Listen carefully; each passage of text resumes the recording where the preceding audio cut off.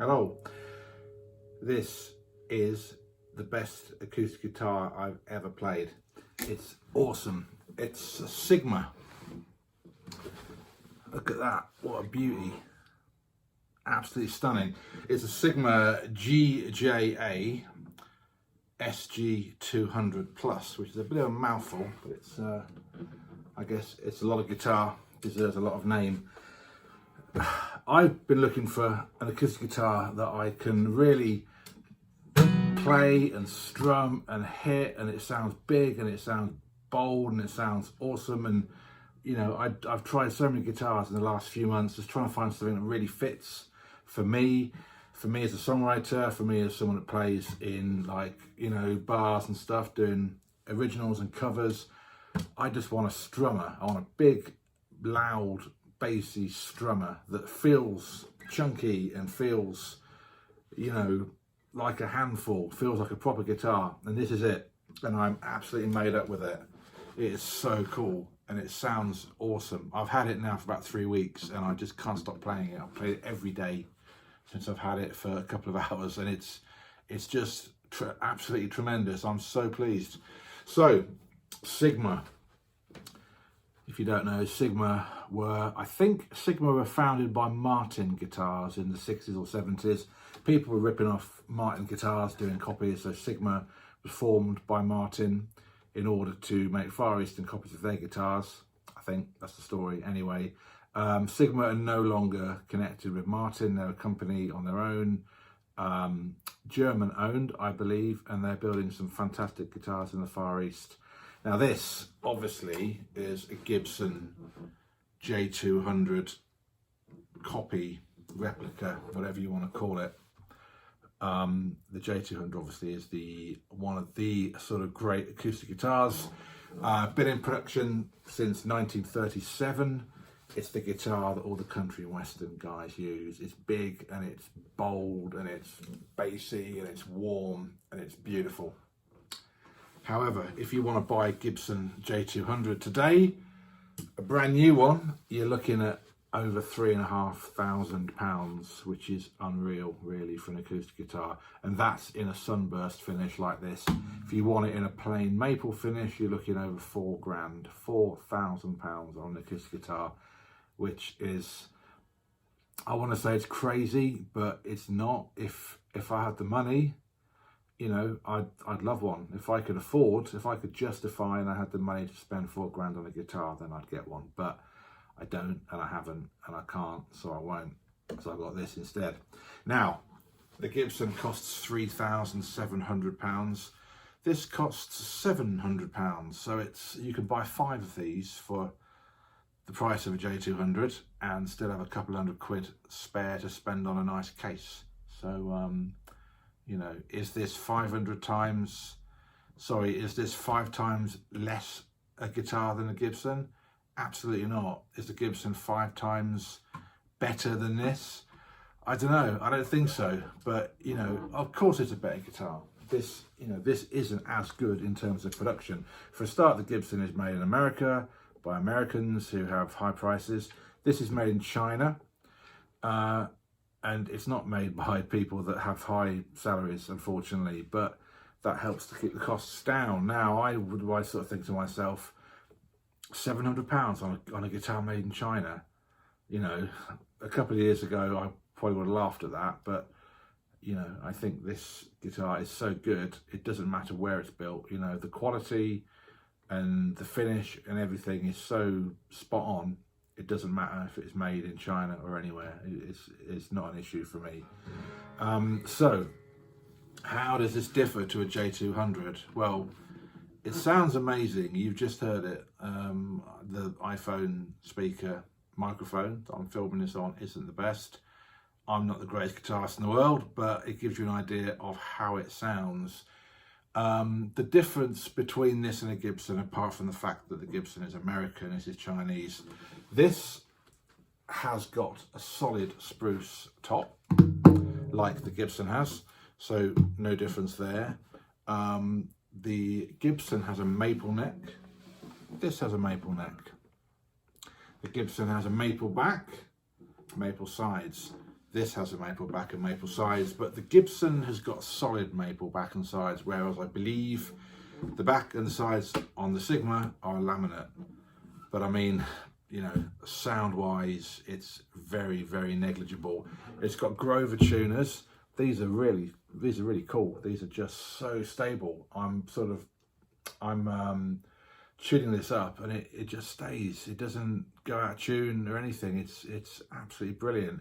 They move really smoothly. The kind of like the accuracy is really good as well. So I think the Gibson has Grover tuners too. I don't know if they're better tuners or if they're higher level up, I don't know. But anyway, these are really good. The nut is cut perfectly, which is good. The inlays are awesome. I assume the inlays are CNC'd into the fretboard. I'll come back to the fretboard in a minute. But they fit absolutely perfectly. There's no gap or space or anything at all. So that's really good. The frets are low. The setup, the action is really low. It's amazing. It's the best setup acoustic guitar I've ever played. There's no string burst whatsoever, but the strings are really low, which is awesome. Bound body, back and sides, bound neck. The frets are smooth. The fret job is wonderful, all the way up the neck. There's no sharp edges. You know, it just feels great. The neck is quite wide and quite flat, which isn't to everyone's taste. I know. I like that. That was a big part of me. As soon as I picked this guitar up, I was like, yes, this feels perfect. It was a big part of my enjoyment of this guitar. I've got big fat fingers. I play bass guitar usually, and I'm in a band, and I'm you know, I'm used to playing bass. I'm used to a big fat neck, big fat strings. So I like fat strings on guitars, and I like fat flat necks on guitars as well. It's just how they feel good to me. I always think if I can finger an A chord, an open A chord, without fouling any of the strings, then that's a good thing. My Washburn that I've got, that's on another video, which is up for sale now because I just haven't played it since I've got this, so it's going to go. Great guitar, beautiful guitar. The neck is really slim, very easy to play, but I just find that my fingers are snagging notes on it because it's just so narrow. I can't squash my fingers together. Where this is, it just feels great. It's so good. And you know, as I say, feel is a totally personal, subjective thing, which is your natural preference. This kind of neck won't work for everybody, but it really works for me. So I'm really pleased about that. The neck, sorry, not the neck, the fretboard. The fretboard is made, it looks like rosewood, but it's not rosewood. It's a laminate material. And I forget what it's called now. It's called something like Mica-Lite or Mic-Rite or something like that. But anyway, it's a laminated, like a fiber board, I think. But it feels great. If you look at it really closely, you can tell it's not wood because it doesn't have a grain particularly. But from a distance or from normal sort of playing, you would never know that it's not wood. But it sounds great. It's got a a nice woody feel to it, woody sound to it rather. The same material is also used to make the bridge, so it's not a rosewood bridge like you would get on a Gibson. It's this laminate material there, but there's no issue with that with me. It sounds good, and obviously rosewood is very limited with the CITES legislation that exists now, so there's not really a lot you can do about that. It's got the scratch plate, as you can see there in detail. It's got the Gibson type scratch plate. I think the J200 scratch plate design, or the graphic on it at least, is a bit more ornate than this, but still looks cool.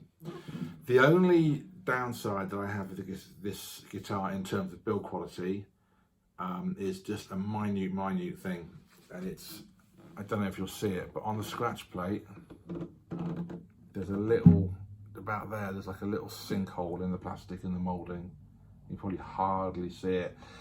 I can only see it in certain lights, and it's it's no big deal really, but for that's the only thing at all that I can say about this in any sort of negative terms at all. The only thing it doesn't have that I wish it had is a strap button, which would normally go around here. But it's easy enough to put one of those on, so that's what I'll do. The neck joint, incidentally, is a dovetail, which you normally find on much more expensive guitars. It's got a dovetail joint, so that's really cool as well. Plug in the back as usual into the jack socket there. Yeah, the electrics, you can access the electrics in the sound hole in there. You've got a pickup obviously in the bridge. The electrics and the pickup are by Fishman. It's don't know what it is, but it's a little Fishman preamp with a tone control and a volume control, which is nice. All I need. It doesn't have a tuner, which is, you know, I can do without a tuner, because if it doesn't need a tuner, then it doesn't need a battery, and I'm terrible at leaving batteries in things, and, you know, coming to use them, they're drained and all that kind of stuff. So no battery needed. Passive pickup, plug it in, perfect. I've got one of these little tuning somewhere. It's on the floor now, I think. I've got a clip-on tuner which is really accurate, which I will use. I'm going to check. Here it is. I'm going to tell you about this while I'm on, because it's really cool. It's a Korg clip-on tuner, and I've used and owned lots of these kinds of things and lost them over the years, but this is the little Korg one, and it's the most accurate clip-on tuner I've ever used. I'm just trying to find a model number on there so I can tell you what it is. The PC1, the Korg PC1 clip-on tuner, really good. Awesome, most accurate tuner I've ever used, so yeah, definitely recommended. So yeah, so that's that. One thing I have noticed in the few weeks that I've had this, and I've played it a lot, is that the some of the gold plating on some of the extremities is starting to wear off already. Like, I don't even see it on there, but on the jack plug you can see the gold is just coming off the tips, and it may be coming off the machine heads too if I have a look. Doesn't appear to be yet, but that's, you know, if it wears off, it wears off. I don't really care about that. If it wears off, it makes it look a bit more sort of vintage and stuff. So yeah, the sound is the most important thing after the feel. You've heard it already. I'm going to play a G bar chord.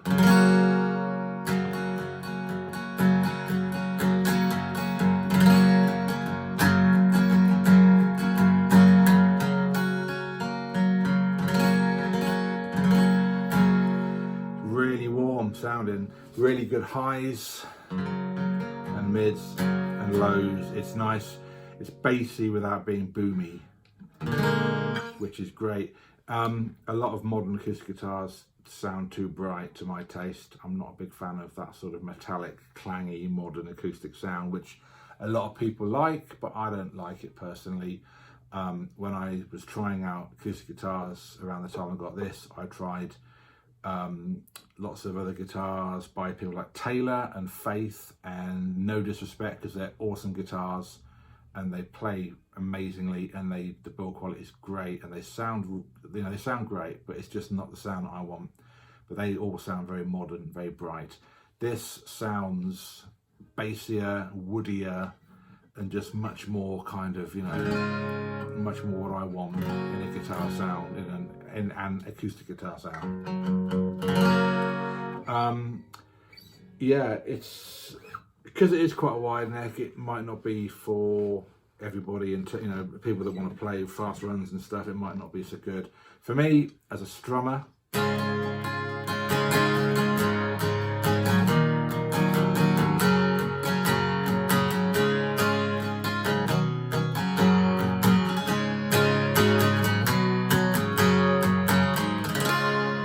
Perfect, because that's all I want.